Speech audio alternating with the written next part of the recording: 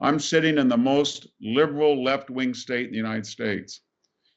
If you want to go buy a firearm today, you're going to have to wait 9 months. Not because the state is making it difficult to buy, is because very liberal people supposedly have rushed to the gun stores in fright at what they see with the defunding, and they've ordered. If you want to go buy 9 millimeter, 32 caliber, 30, you cannot buy it. It doesn't exist. That people have decided that the Second Amendment is a good thing. If you look at the NBA's ratings, it's at a record low. Nobody's watching. Nobody even knew there was a World Series. They've tuned out of it. If you look at Hollywood movies, they have to rely on Chinese markets, as does the NBA. There's no, people have just said, I'm living in a monastery of the mind. I'm going to be armed. I'm going to speak my mind, but I'm not going to participate in this socialist dominated culture. I'm not going to watch the NBA. I'm not going to a movie. I'm not going to watch network news. And so all of these institutions that had a monopoly of the cultural, political, economic, and social landscape of the United States are very worried because they got their wish, but they're sort of like the Midas touch. They thought that it would be wonderful to turn everything to gold, and it turned out to be dross. In other words, you can't eat gold. And everything they turn and touch, it turns to dross. And they know that now, and they're in a dilemma. But don't ever underestimate them, because cultural life and public opinion is often massaged by what we see on television, what we read in the newspapers, what we hear on the radio, what we see on the internet, how we communicate. Those are very powerful tools in their toolbox. But for now, they got rid of Donald Trump, who, as I think last time I said, is kind of a tragic hero. He's a John Ford, we're right out of a John Ford Western. Maybe The Searchers, if some of your viewers watched it, with John Wayne, or High Noon with Gary Cooper, or maybe The Magnificent Seven with Steve McQueen, where we call in one of these guys who has some aspects that we find, I don't know, bothersome at best and maybe uncouth at worst. And we say to them, we don't have the resources. We don't know how to fight these cattle barons or the bandidos. What do we do? And he said, I'll take care of it. And he takes care of it. And the better he does, the happier we are, and the more relieved that he's going to ride off into the sunset. So in that famous John Ford scene in The Searchers, when he brings back Natalie Wood, but he's been so tough and foul-mouthed about the processes in which he operated, he hands her to the family. They celebrate, and then he turns around and walks out that door, and you see the shadow walk, and nobody says, thank you, Ethan Edwards. Just like Gary Cooper throws down the badge, and nobody says, thank you, Marshall Kane. You got rid of all of our problems. Thank you. And that's kind of where we are. You want judges, he gave you judges. You want deregulation, he gave you deregulation. You want record low minority unemployment, he gave you that. You want record high Republican participation by more minorities, he gave that. You want a new Middle East, he gave you that. You want to defang Iran, he's doing that. You want to confront China, he did it. You want to change the tax code and favor investment, he did it. But he did it in such a fashion that now that it's happened, a lot of the people on the independent did not come out and support him. And they think, you know what? It's time for him to go. But there's always a sequel. You never know. People may say it's getting bad again. Where did that gunslinger go? What town is he in? Somebody come and get him back for another term. That's an interesting point. I'll come back to that in a moment.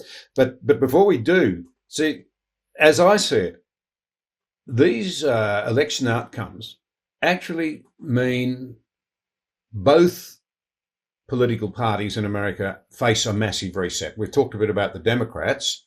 We'll come to the Republicans in a moment. But there's another aspect that affects both of them. I mean, the ultimate charge of against anybody you disagree with now in Western culture is to call them a racist.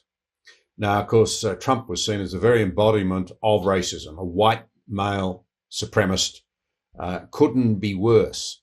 But that doesn't seem to be the way that many coloured people in America saw him at all. I would have thought this blows an enormous hole in the intellectual case for a lot of the nonsense that's passed for the race debate right across the Western world in recent times. Just looking at this, I understand he won probably the highest share of non-white voters of any Republican presidential campaign candidate since 1960. 26% of the people who voted for him at this election were not white. In Florida, about half the Latinos voted for Trump. And the nation at large, 18% of black men voted for Trump. And the female black vote for Trump was also up. So what do the Democrats do with this repudiation of the line that they've not, been very willing to run against him? Well, there's Democrats and then there's Democrats, aren't there? So if you're part of the Democratic intelligentsia, I can tell you in the last 48 hours, they have a canned exegesis, and it runs something like this. We have to ferret out the naive and the traitorous in our midst because they bought into this fable of white supremacy, and they want to be white, they want to be middle class, they want to be heterosexual, they want to be familial, and Donald Trump fooled them. And so that's what some of them. But then we had a representative who was almost beat, and she's beaten, and she said, I don't want to hear the word socialism again. I don't want to hear AOC again. I just want to go back to what we used to be, which was a party of the middle class and a social net and all what the Democratic Party, what they think FDR was. And so those voices of reason and sanity, I think, are in the minority. And the Nancy Pelosi's and the Chuck Schumers who have gone over to the hard left, nothing is going to disabuse them of that until these numbers are such that they lose. And why you brought that up is because we're a country about 67% white now, and the Democratic mantra had been anybody who is not white will be dependent on big government to a greater degree and therefore on us. So we want unlimited and even indeed illegal immigration because we flipped California. It's now never going to vote in our electoral system Republican. We flipped Nevada. We have flipped New Mexico. We have flipped Colorado. We're just about to flip, and we probably did Arizona. We only got one big state left, and if we flip Texas, they can never win again. But then the Republicans have discovered that, well, maybe we can reflip them with the people who are supposedly going to flip us. And so if you're a county down on the border and you're a Mexican community and it's illegal, what happens? It means that somebody comes in from Oaxaca State into your community with tattoos, and he starts calling all of your children who are there 2 generations gringos because they don't speak good Spanish.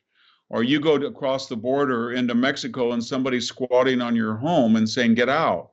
Or your school district where I live, 95% Mexican American, all of a sudden you work so hard to get advanced placement courses so your Mexican American children can be competitive and go to places like Pepperdine or Stanford or UC Berkeley. And guess what? You have to drop them because you're flooded in with people who don't speak very good Spanish. They speak Mixoteca Baja, that's an indigenous language. So that group is starting to wake up and say, I don't like these wealthy white liberals and these very elite minorities because they're always exempt from the consequences of their own ideology. And it's just starting now. And that's why they're so scared of this. Because if Donald Trump can do it, who doesn't mince words, they're afraid somebody even more effective, a communicator, might be able to be even more effective. And so when you get those numbers up to, it's disputed, was it 15 or 20% of blacks? Was it 30 to almost 40% of Hispanics? But you go another 3 points, another 4 points, and you hit a calculus that the Democrats can never win because they have so alienated the white working class that white males are voting about 65% anti-democratic and women about 54%.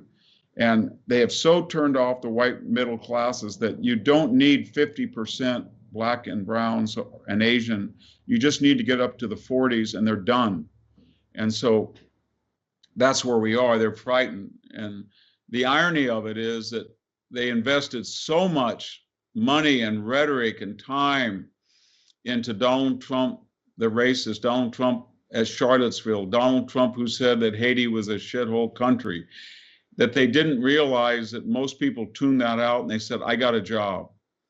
I'm Mexican American, so for the first time in my life, I'm hammering up on this roof, or I'm out picking peaches, or I'm plumbing on a new construction site. And somebody comes over to me and says, you're making $18 an hour, but I can pay you 20. Another guy comes by and said, I'll pay you 21. We're short labor. We can't get cheap labor from across the border anymore. Trump shut down the illegal aliens, and we need your labor.